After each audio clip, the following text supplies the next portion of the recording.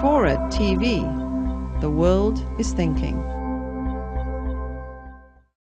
There is an asteroid discovered in December 2004 called Apophis, named for the Egyptian god of death and darkness. It was named only after its trajectory was identified to intersect that of Earth. Had that not been the case, we would not have named it Apophis. Could name it like Tiffany or something, or Bambi. You know, something not threatening.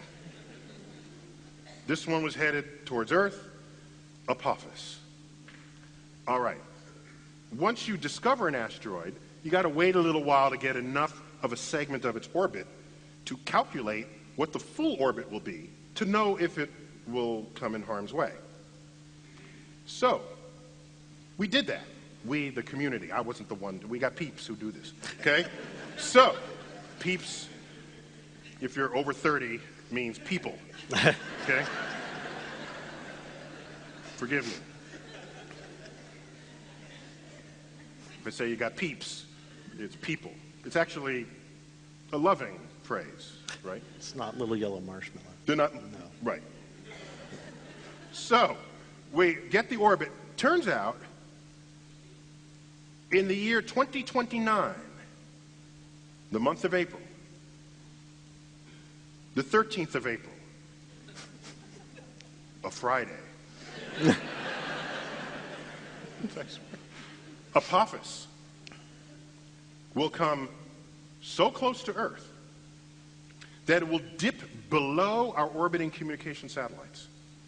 And it is the size of the Rose Bowl. It'll be the largest, closest thing we have ever observed to come by Earth.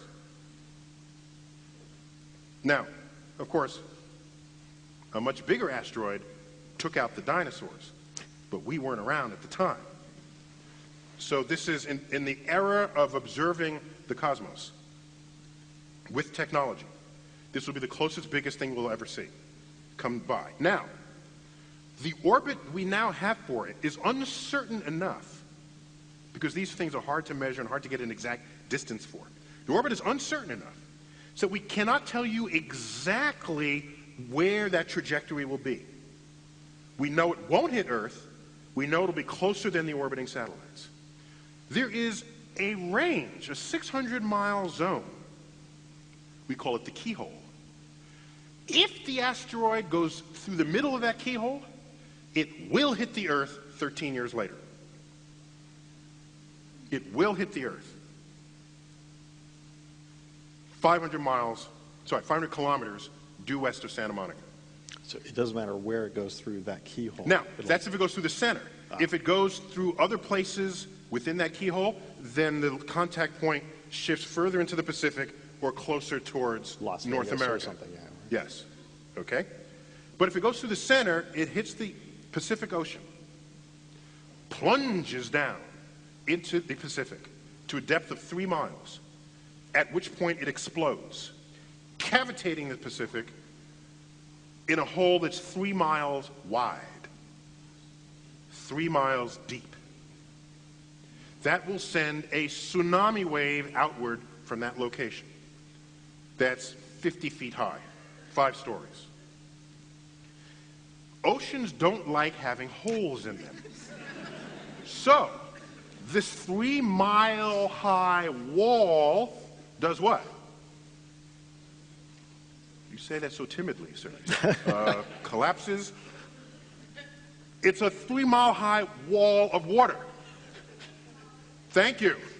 Falls back into the hole, sloshing against itself with such ferocity that it rises high into the atmosphere and falls back down to the ocean, cavitating the ocean again.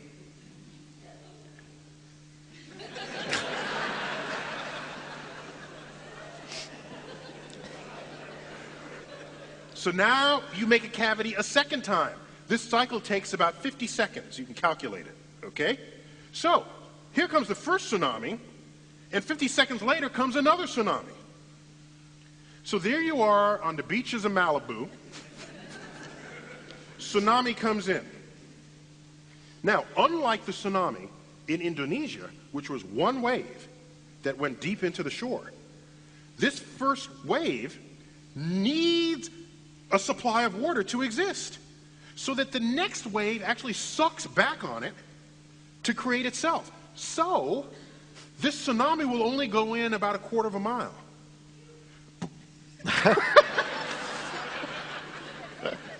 We have the sound effects person in the upper row there. So it only goes in 1/4 mile before it gets sucked back out for the next wave to come. Here's the problem.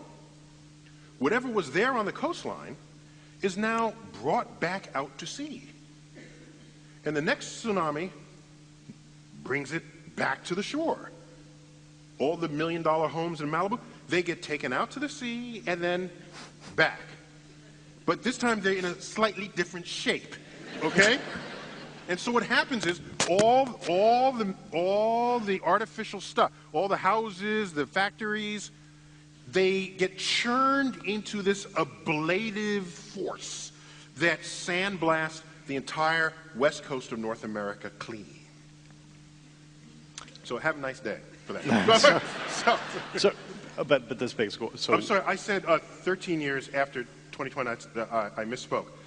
It's April 13th, 2029, and if it threads the keel, it will hit Earth April 13th, 2036.